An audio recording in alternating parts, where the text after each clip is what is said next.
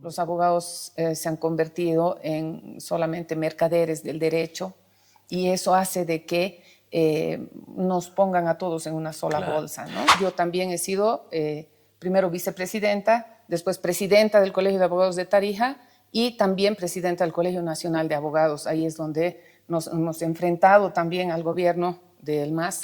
Muchas veces me llamaron de la Fiscalía o abogados que tenían algún nexo con esa gente para decir, doctora, cuídese, están yendo a allanar su oficina o están pensando que van a iniciar un proceso en contra de usted, pero no han habido los elementos necesarios, ¿no? Ha habido una oportunidad en la que me llamó una persona que era muy cercana a un ministro y me dijo, por favor, deja de hablar en contra del gobierno porque tienes una hermana que trabaja en una institución y en Tarija sobre todo se ha vivido una persecución muy, muy grande para las autoridades, para las empresas. En Tarija las empresas han sufrido grandemente todos los procesos penales en contra de los funcionarios que eran contrarios al gobierno. Entonces, casi todas las empresas en Tarija tienen deudas pendientes con los bancos, han tenido muchísimas, han quebrado. Entonces, eso ha sido lo más triste de todo esto, ¿no? Hemos estado 20 años sometidos a una dictadura donde el órgano judicial ha sido el que ha apoyado también esta clase de ejecuciones en contra de los que eran contrarios al gobierno. Con el transcurso del tiempo, cuando hay personas que tienen sentencias muy largas, la única persona que permanece al lado del preso es la mamá. Vamos a tener que recurrir a organismos internacionales, a lo que sea que tengamos que hacer para que con la seriedad con la que vamos a trabajar también crean en nuestro proyecto y tengamos la oportunidad de mejorar la justicia en Bolivia. Tarija no más. Ni duda, no había que preguntarle. Sí. No, o sea, todas tienen su encanto, todas tienen su belleza. He amado cada una de las ciudades en las que he estado, de verdad, porque todas tienen su maravilla, ¿no? Y los bolivianos tenemos una característica especial, somos querendones cada uno de nuestra tierra, pero al mismo tiempo los tarijeños somos bienvenidos en todas partes, eso es lo bueno. Muy buenas noches, gracias por seguirnos en nuestro podcast Desde el Curul. Agradecemos a las personas que también nos están siguiendo, los más de 5,000 seguidores que tenemos habitualmente en nuestros capítulos. Esta noche hemos invitado a la senadora María Isabel Moreno, senadora por Tarija. ¿Cómo está? ¿Cómo estás, Eddie? Buenas noches, qué gusto de estar aquí contigo. Para nosotros el gusto. Bueno, empezamos siempre con una parte más personal. Por favor, quisiéramos un poco conocerla. ¿Quién es María Isabel Moreno? ¿Qué perfil profesional tiene? ¿La familia? Bueno, yo soy abogada de profesión. Hay pocos abogados en mi familia. En el lado materno, digamos, de que hay unos cuantos. En el lado paterno, también muy pocos. Pero la familia más cercana no hay abogados. Creo que han pensado bien. ¿Por qué dice eso? Porque de verdad que es una profesión que está muy venida a menos y para cuando tenemos que hacer una defensa y para cuando tenemos que hablar sobre la abogacía, nos enfrentamos con una realidad lacerante, ¿no? Los abogados se han convertido en solamente mercaderes del derecho y eso hace de que nos pongan a todos en una sola bolsa, ¿no? Pero es porque la justicia está mal. Exactamente. ¿No? La justicia está mal y contamina absolutamente todo. Y no solamente es eso, ¿no? O sea, no es que es la justicia solamente, sino los operadores de justicia. Y en esos operadores de justicia están los abogados, los fiscales, los policías y también los jueces. Entonces, es un círculo, porque no se puede solamente endilgarle la responsabilidad a la justicia, ¿no?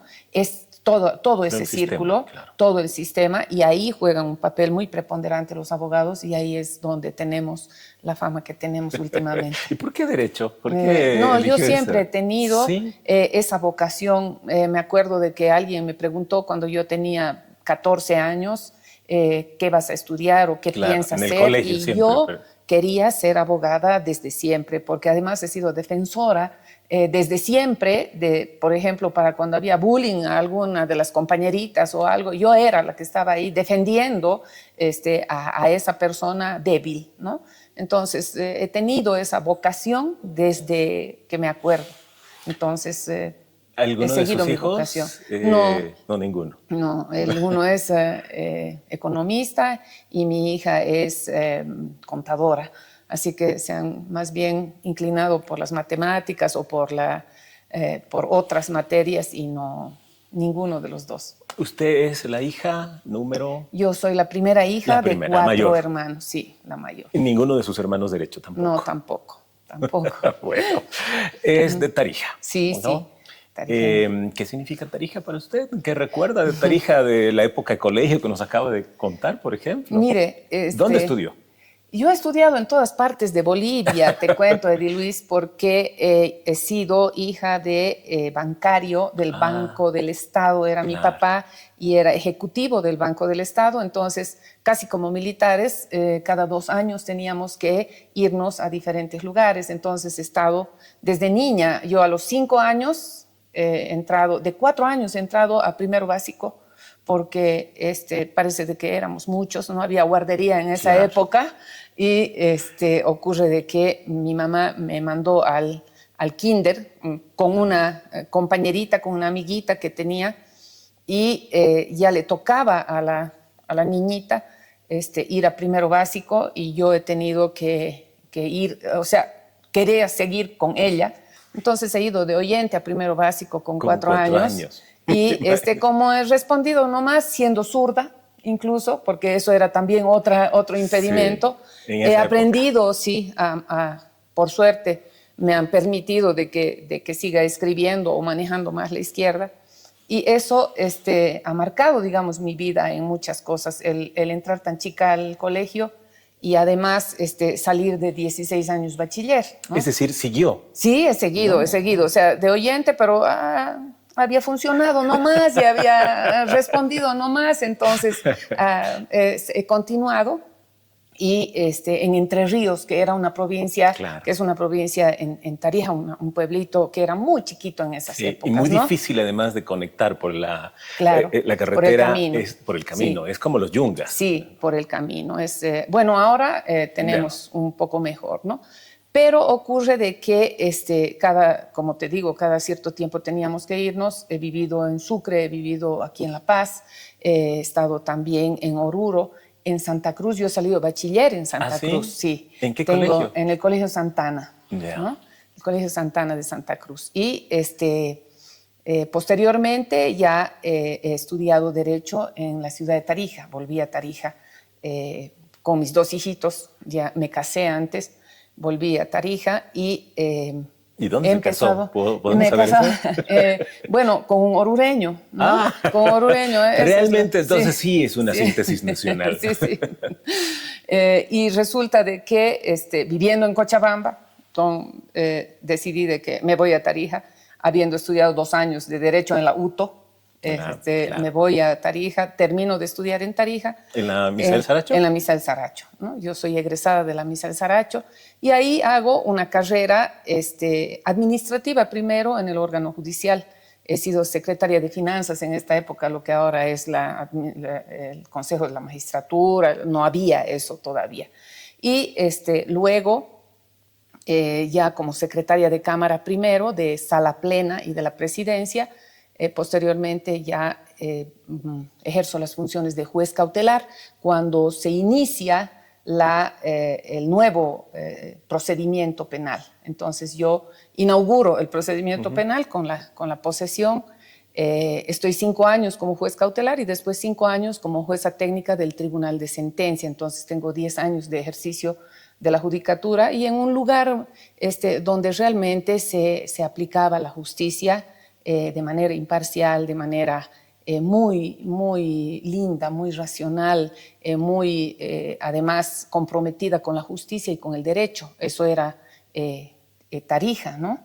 Ocurre de que empiezan las injerencias el 2010 de los procesos en contra de los opositores al gobierno del MAS y los jueces en Tarija, la Asociación de Magistrados, decidimos de manera unánime de que nos retiramos, y nos retiramos casi todos los jueces. ¿Por renuncia? Sí, hemos renunciado, casi el 80% de los jueces. Entonces entran otros jueces y de ahí yo me voy al ejercicio libre de la profesión, renuncio, claro. Y al día siguiente yo ya tenía trabajo como abogada, no tenía oficina, no tenía nada, pues ya tenía trabajo defendiendo precisamente a la gente que había sido injustamente perseguida por el gobierno con todos los procesos que han existido, claro, que en Tarija han sido miles. Opositores, fundamentalmente, y ahí había mucha gente cívica, dirigentes cívicos, dirigentes departamentales. Así es.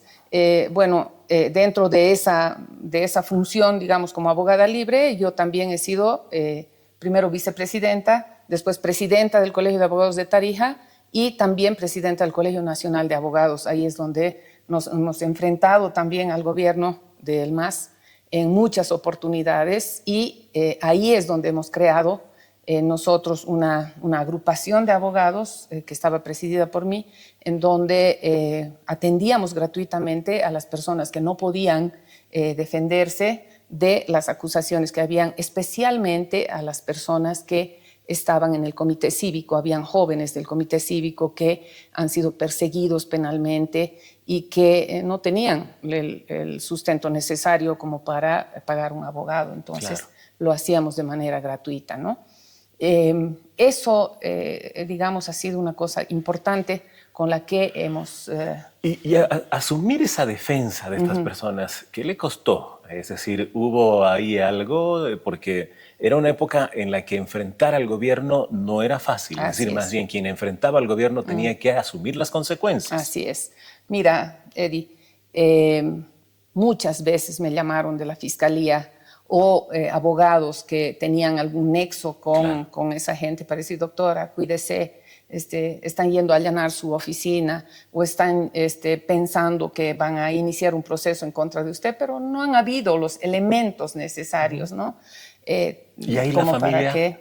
Claro, no, la familia era la que decía, por favor, no te metas, o por favor, mira que puede costarnos. Ha habido una oportunidad en la que me llamó una persona que era muy cercana a un ministro y me dijo, por favor, deja de hablar en contra del gobierno porque tienes una hermana que trabaja en una institución pública, ¿no? Entonces te imaginas de que esa era la presión que se tenía con eso, ¿no?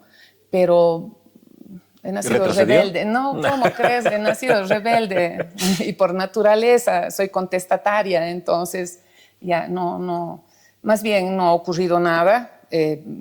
Obviamente me ha mandado un emisario, no la persona directamente, no me dijo, sino me mandó un emisario y ese pobre emisario no tenía por qué recibir una respuesta agresiva mía. Entonces, eso pasó, ¿no? Pero ha sido así, ha sido complicado todo ese tiempo en el que realmente se ha vivido, y en Tarija sobre todo, se ha vivido una persecución muy, muy grande para las autoridades, para las empresas. En Tarija las empresas han sufrido grandemente todos los procesos penales en contra de los funcionarios que eran contrarios al gobierno. Entonces, casi todas las empresas en Tarija tienen deudas pendientes con los bancos, han tenido muchísimas, han quebrado. Entonces, eso ha sido lo más triste de todo esto, ¿no? Hemos estado 20 años sometidos a una dictadura donde el órgano judicial ha sido el que ha apoyado también esta clase de ejecuciones en contra de los que eran contrarios al gobierno. Claro. Algo muy parecido en realidad también. Tarija fue uno de esos centros de presión, lo mismo Santa Cruz, Beni y Pando, ¿no? Porque eran las regiones con líderes opositores al gobierno. Exactamente, ¿no? Así es.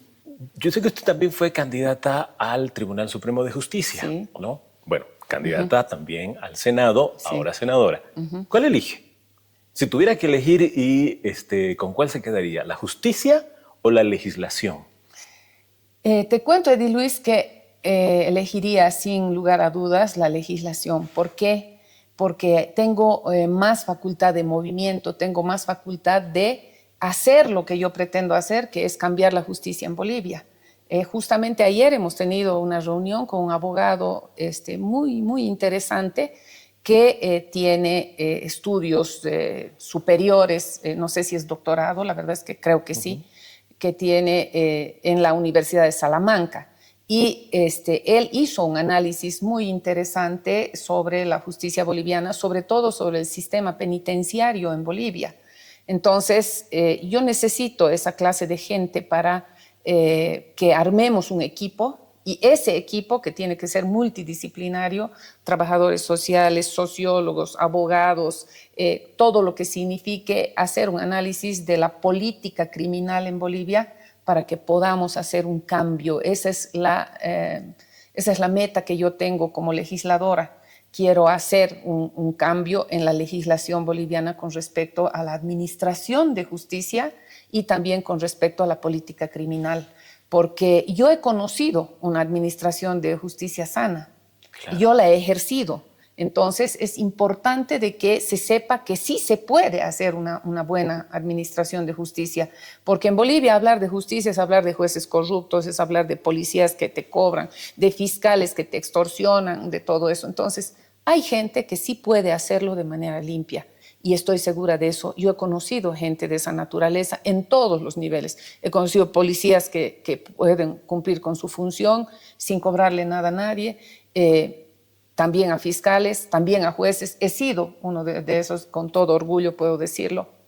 He sido una persona que jamás en la vida he cobrado un centavo o he tenido alguna dádiva por el trabajo que me tocaba hacer, porque realmente tenemos esa vocación de servicio a la justicia.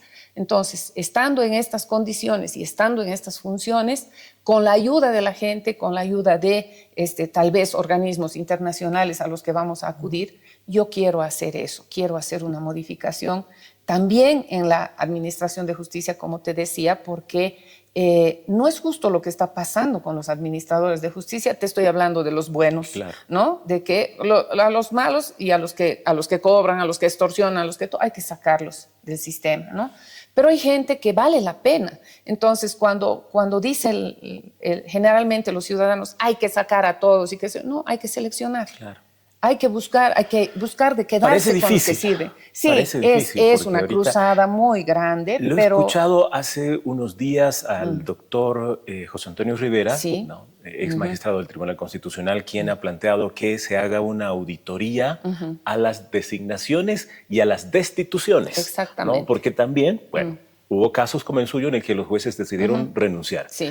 Pero hubo casos de jueces que no renunciaron y se quedaron. Claro. Pero el sistema, el gobierno, más la justicia, es decir, quienes manejaban la justicia, les instauraron procesos armados para sacarlos. Así es. Y para poner a otra gente que les ha sido servil, útil, que sigue ejerciendo. Entonces habría que hacer, decía, una auditoría a los que sacaron y a los que pusieron. Así es. ¿No? Porque así todavía no ha cambiado. Bueno, ahora es un trabajo muy largo, ¿no? Seguro. Es una mochila muy pesada. Exactamente, porque eso. Pero además que es un poder del Estado que tiene que sanearse para que se pueda hacer de que pueda servir la justicia. Precisamente hay un análisis en el que dice que la elección judicial ha sido más bien un motivo para que exista más corrupción en el órgano judicial. Claro. ¿Por qué? Porque quienes pueden sostener, porque en muchos casos hemos hecho ni siquiera campaña, porque no podíamos hacer campaña. Muchas de las personas en Tarija me decían, sigues en campaña o sigues en carrera porque no se te ve, no se te escucha, los demás están repartiendo una cosa u otra, vos no estás. Es que la ley dice de que no hay que hacer. Y si yo, que voy a administrar justicia, estoy incumpliendo con la ley, ¿qué muestra estoy dando a los ciudadanos? Entonces, así todo he sacado la segunda votación más importante en Tarija para esto, y obviamente el destino es así, ha servido para que pueda estar ahora en este lugar, ¿no? Claro. Pero lo que te decía y que me parece muy importante, también la administración de justicia tiene que tener una atención especial.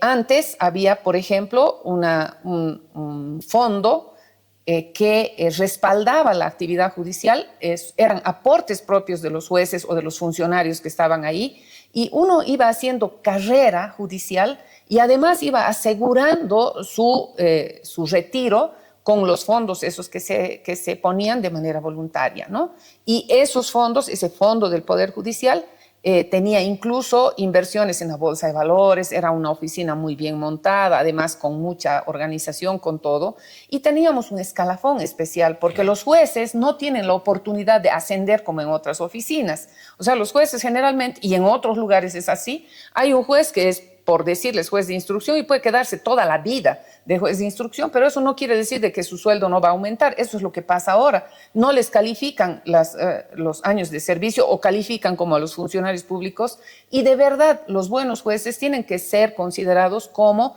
una élite, no por ser segregacionistas ni por hacer que sean mejores que otros ni nada, sino que son personas que tienen que dedicarse exclusivamente a esa función, a nada más.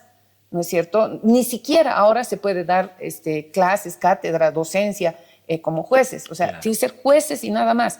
Entonces, ahí tienen que estar bien pagados, pero tienen que ser personas idóneas, tienen que ser personas capaces y tienen que ser personas que incluso tengan un equilibrio mental, psicológico, psiquiátrico comprobado, porque han habido casos, ¿no es cierto?, de que hay una persona muy capaz técnicamente, con términos muy rebuscados, como los antiguos jueces, digamos, que mientras más difícil hablaban, mientras más términos técnicos utilizaban, eran más capos. Y no es eso. Era una persona completamente desequilibrada emocionalmente, con traumas familiares, con traumas terribles de cosas. Entonces esa es una persona que no va a poder resolver una causa sin que esas cosas, sin que esos antecedentes puedan jugar en su mente, ¿no? Entonces es una cosa muy importante que los jueces sean personas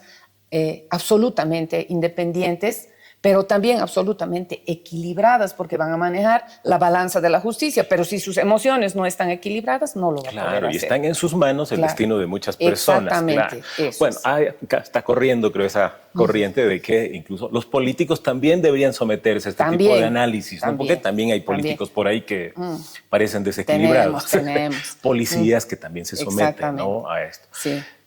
¿Algún caso que atendió que lo hubiera marcado? O sea, alguno que recuerde usted de esos que diga, por esto sigo siendo abogada, ¿no? Porque me imagino que en algunas ocasiones también ha debido sentir esa frustración, porque en los últimos años lo que se ha vivido es injusticia. Así es. Mira, Di Luis, siempre me acuerdo de un caso en el que es una persona, era un joven en esa época, que estaba casado también con una mujer joven, y que ella decide empezar a estudiar Derecho. Y la Facultad de Derecho en Tarija en esa época era céntrica. Ahora ya está más lejos en la ciudadela universitaria o en el campus universitario. Pero ocurre de que él estaba muy celoso de que la esposa vaya, y va a verla, o sea, va a recogerla para salir, para la hora de salida, y ella, por mala suerte, sale con sus cuadernitos y con un compañero al lado, con un compañero de curso. Entonces a él le viene un ataque de celos, y también se descoloca, yo creo, de la realidad y de todo, y va a la esquina, porque es en una calle en la que la esquina hay una avenida, y venden diferentes artículos y todo, y compra un cuchillo. Y vuelve con el cuchillo y le mete el cuchillo al estómago a la mujer, con tan mala suerte que le perfora el hígado y el corazón con la punta del cuchillo. Y ella se desangra enseguida, ¿no? Y para cuando él se da cuenta, cuando reacciona de lo que ha pasado, él pide el auxilio, o sea, la abraza y le pide perdón, pide el auxilio y todas las cosas, pero ella se desangra en 10 minutos hasta que llegue la ambulancia y todo lo demás. Ella ya muere. Y yo era juez cautelar, y te digo de que nunca en la vida he visto una cara de tanta tristeza como la de ese hombre. Y lo veo hasta ahora en el penal, porque yo he conocido solamente la instrucción. Lo veo ahora en el penal, y él es una persona que es un ejemplo en el penal. Él es un carpintero y hace ahí muebles y cosas, y enseña a los que quieren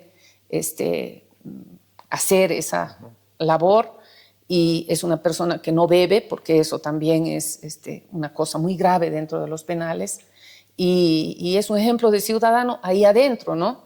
Y como una cosa como esas, como una reacción como esas, un minuto de esa locura puede marcar tanto la vida de las personas, ¿no?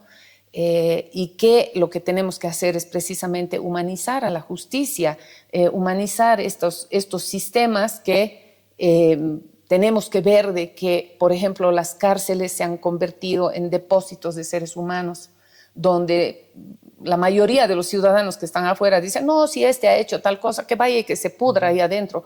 Las personas siguen viviendo y las personas siguen sintiendo y son seres humanos que necesitan también del apoyo de sus familiares. Y también otra cosa que me ha marcado siempre, Eddie, es que con el transcurso del tiempo, cuando hay personas que tienen sentencias muy largas, la única persona que permanece al lado del preso es la mamá. Todos los demás se olvidan. Los hermanos van haciendo las visitas cada vez más largas, los otros parientes, los amigos, ni que se diga, puede quedar uno o dos, pero la mamá está ahí permanentemente, llueva, truene, sea feriado, sea lo que sea. Realmente la mamá es la que comprende la situación del hijo en esas circunstancias, y lo que tenemos que hacer es humanizar la justicia. Eso es lo más importante. Mire, más bien ese es un caso de cómo hay una persona que cambió absolutamente en un sistema tan podrido. Porque la cárcel, la justicia, es un sistema podrido. Así porque es. También hay corrupción ahí adentro y también hay todos los vicios tremendo. dentro de la cárcel. Claro. ¿No? La detención preventiva. Yo le he escuchado a usted hablar también de este tema de la detención. En el país se ha vuelto la regla. Así ¿no? es. Cuando debería ser la última instancia. Exactamente. ¿no? Es decir, permitir que el ciudadano se llama defienda. de última ratio, se llama esa en términos jurídicos, ¿no es cierto? Pero lo que pasa es que creo que al final el tener a la persona detenida hace que ese se vuelva un cliente. Exacto. Es decir, cuanto más fregado tenga esta persona, lo voy a poder extorsionar más. Eso es. ¿no? Y ahí de nuevo está lo de la ética del abogado, la ética de los fiscales y todo lo demás. Hay abogados que juegan con la vida de esa gente, ¿no es cierto? Entonces ahí está el problema. Muchos abogados no van a darle una solución a la gente, al cliente, sino más bien están viendo cómo prolongar un poquito más para sacarle un poco más de plata y para que esa pobre persona que está constreñida, que está en esa situación tan difícil, pueda realmente tener una solución a su problema. Claro. Ahora, es cierto de que en muchos casos, y justamente hablábamos en una reunión ahora en la mañana, hay leyes como la 348 que tienen que sufrir una modificación, por ejemplo, sancionando las denuncias que son falsas. Claro. Porque esto ha sido utilizado como un medio de extorsión para los varones, ¿no? En los que si no paga la pensión o sin que ocurra eso, a veces empiezan las peleas y todas las cosas, y eso es un motivo de extorsión y sobre todo de venganza en contra de estas personas, y utilizan la ley impunemente y nadie dice nada. Entonces hay que modificar esas normas como para que realmente sea algo equilibrado y haya justicia, porque eso es lo que tenemos que pretender, que las leyes nacionales tengan el sentido de justicia a todas las partes que intervienen. Ahora, son, como usted dice, probablemente casos contados, pero hay estos lunares. ¿Cómo hacer para que los buenos jueces, los buenos fiscales, los buenos abogados sean los que se encarguen de la transformación de la justicia, ¿no? Que deben ser menos en este instante, por supuesto, pero parece algo tan difícil, porque después de 20 años en lo que se ha destruido absolutamente todo, ¿cómo reconstruir? ¿Cómo hacerlo ahora? Eso. Bueno, aquí vamos a tener que utilizar la fábula del colibrí, que había un incendio en el bosque y el colibrí en el piquito iba a traer agua y la echaba allá, iba a volver y dice, ¿qué te pasa? ¿Cómo vas a hacer eso? Bueno, eso es lo que yo puedo hacer. Claro. ¿No? Entonces, si todos hiciéramos parte de lo que se tiene que hacer, estaríamos mejor. Pero alguien tiene que empezar y lo tenemos que hacer, porque no podemos seguir con esta con este sistema tan corrupto de la administración de justicia y de los operadores de justicia sin hacer nada. Y estamos aquí precisamente con esa intención de que al concluir nuestro mandato, porque esto no es una cosa inmediata, si queremos hacer algo, una ley de aquí a 6 meses, vamos a poner un parche. Lo que hay que hacer son estudios y para eso necesitamos fondos, ¿no es cierto? Necesitamos que se hagan estudios sobre absolutamente todos los temas que toca la justicia. Y vamos a tener que recurrir a organismos internacionales, a lo que sea que tengamos que hacer para que con la seriedad con la que vamos a trabajar también crean en nuestro proyecto y tengamos la oportunidad de mejorar la justicia en Bolivia. Pero también, como tú dices, es una cuestión hasta de formación y de educación hasta en la casa, ¿no? Porque los niños están viendo de que no, he tenido que pagarle al policía porque me he parqueado en un lugar donde no debía y para no ir a pagar la multa y qué sé yo, le he pagado 20 pesos, 100 pesos o lo que sea. Entonces, eso ya los chicos ven desde la casa. Entonces, ahí es donde tenemos que formar. Por ahí nos cuesta toda una generación hacer el cambio, ¿no? Pero alguien Claro. tiene que empezar. Sí. Bueno, y creo que es el momento. Bueno, no era totalmente el objetivo de esta conversación. Pero ha estado muy bonita. Pero, sí. Pero este es un tema que, Sí. bueno, nos apasiona a todos. Así como el país, creo, necesita soluciones en el tema económico, también lo necesita en el tema judicial. Claro, ¿no? Y vamos que sí. a crear los espacios en nuestras redes sociales del Senado, en las institucionales, para también ir acompañando toda esta labor que está realizando usted y otros senadores. Gracias. Pero David. también usted ha hablado de la humanización de la justicia y nosotros hemos hablado muchas veces de la humanización del Senado, porque también Claro. se cree que los senadores son personas que están Así lejanas, es. que no se las puede Así ver, es. cuando en realidad son personas que vienen de una Claro. trayectoria, a veces política, en el caso de usted académico. ¿No? ¿Cómo es trasladarse de ciudad? Que ese es un tema que constantemente se menciona. Claro. Vivía en Tarija, Sí. de Tarija ahora tiene que venirse a La Paz, la familia, Así es. o sea, no es fácil todo eso, ¿no? Sí, Es un sí. trabajo, por supuesto, y hay Claro. que hacerlo. Así es. Pero se ha quedado parte de su familia en Tarija. ¿Cómo ha hecho? Mira, yo tengo hijos grandes ya, mis 2 hijos son mayores, ellos viven en Santa Cruz por cuestiones de trabajo, pero mi esposo se encuentra en Tarija y él ha sido el que me ha apoyado en todo este proceso de elección y de todo. Y hablábamos con él y yo le decía, bueno, tenemos que ver antes de decidir si es que iba a ser candidato o no. Va a ser una cosa difícil de que yo tenga que estar allá la mayor parte del tiempo y tú estés aquí porque él trabaja, él es médico. Entonces me decía, no importa, vamos a estar los fines de semana, o yo voy a ir a verte, o vamos a hacer como, no puedes perder esta oportunidad porque es una oportunidad de oro, precisamente con esto de este proyecto de modificar la administración de justicia y el sistema judicial y la política criminal en Bolivia. Entonces me dice, ese proyecto, la única forma es estando allá y siendo parte de la asamblea como para que puedas hacerlo. Entonces yo creo que yo siempre agradezco ese desprendimiento de parte de él. Es muy difícil. A veces he tenido que quedarme algún fin de semana, por ejemplo, donde no hay trabajo y la soledad que uno sufre es grande, ¿no? A veces uno tiene pena de llamar a los amigos, digamos, que están disfrutando de su fin de semana, que están aquí, algunos familiares o algo. Entonces, es complicada la distancia. Felizmente hay el avión en el que 1 hora uno puede estar en el otro lugar, pero no siempre se puede ir y es difícil. Es la parte más complicada del trabajo que nos toca hacer porque estamos en un lugar que no es el nuestro, donde además la soledad puede golpear en esos días que son tan complicados como sábados y domingos, además sabiendo de que allá al otro lado también mi esposo está solo o está en algunas actividades en las que yo quisiera estar. Seguro. Bueno, y aparte del esposo, ¿qué más extraña de Tarija? Todo. Todo es diferente. No, siempre ocurre en Tarija. Bueno, en Tarija nos conocemos todos, ¿no? Pero me acuerdo en la época en la que estábamos haciendo una maestría y estábamos con uno de los docentes caminando por la calle y uno saluda a todo el mundo, pues, ¿no? Fulanito, Sí, sutanita, sí, además sí. de nombre, de todas las cosas. Entonces dice, oye, tú deberías ser alcalde, ¿no? Porque Sí, conoces a siempre. todos, ¿no?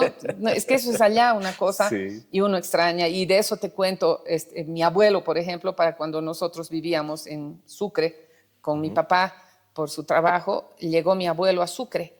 Y nosotros le preguntábamos, y abuelo, ¿qué te parece Sucre? ¿No? Sí, sí, lindo, hijita, muy lindo, pero ya me quiero ir. Aquí no se puede saludar a nadie, no conozco a nadie. ¿No? Entonces, de verdad uno extraña Sí, esas cosas. seguro. La familiaridad en Claro, realidad, ¿no? eso, ¿no? Sí. Y todo, la casa, la comida, todo. Entonces, es diferente estar El en un lugar, clima, el clima. seguro. Claro que en Tarija hace más frío en el En la invierno época y de cuando hay invierno, claro. surazo que aquí. Así que eso. Y de todas las ciudades donde usted ha estado, tanto estudiando con la familia y demás, ¿cuál elige en el país? Tarija no más. Ni duda, no había que Sí, preguntarle. sí, sí, sí. No, o sea, todas tienen su encanto, todas tienen su belleza. He amado cada una de las ciudades en las que he estado, de verdad, porque todas tienen su maravilla, ¿no? Y los bolivianos tenemos una característica especial, somos querendones cada uno de nuestra tierra, pero al mismo tiempo los tarijeños somos bienvenidos en todas partes, eso es lo bueno, ¿no? Hay una diferencia entre Oriente y Occidente y los tarijeños estamos Claro. al medio, neutros, y además creo que tenemos la naturaleza como para congeniar con ambos. Entonces, siempre hemos estado bien, como les digo, siempre he querido volver a los lugares donde he estado, donde he vivido, porque he vivido muy feliz y he vivido siempre cosas buenas. Senadora, le agradezco muchísimo por habernos acompañado en nuestro podcast desde el curul para conocer a quién está precisamente sentada en ese curul. Muchas gracias por esta conversación. Gracias, Eddie, con mucho gusto, y ha sido una experiencia muy bonita, una conversación muy agradable. Gracias a usted, de verdad, por la gentileza y por la forma en la que nos ha contado también su experiencia de vida hasta ahora. La vamos a seguir acompañando ahora en la labor legislativa, en otros también programas que vamos a crear. Muchísimas gracias, y te tomo la palabra con aquello de que vamos a difundir lo necesario como para conseguir a las instituciones, a las personas, a los expertos en materia penal, en política criminal, como para que este proyecto pueda hacerse realidad para nuestra Bolivia. Necesitamos y merecemos una mejor justicia. Muchísimas gracias. Que así sea. Gracias. Amigos, muchas gracias a ustedes por seguirnos en nuestras redes sociales. Que tengan buenas noches y nos encontramos el próximo sábado.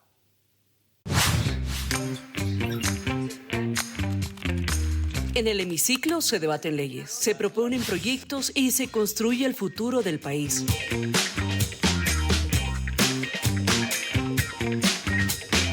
Pero detrás de cada curul hay mucho más que un voto o un discurso.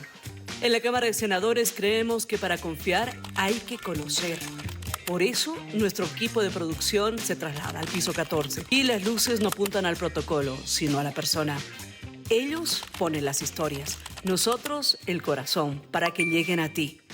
Desde el curul, historias de vida que van más allá del cargo, porque detrás de cada ley hay un ser humano que la impulsa. Todos los sábados a las 7 de la noche por nuestras redes oficiales.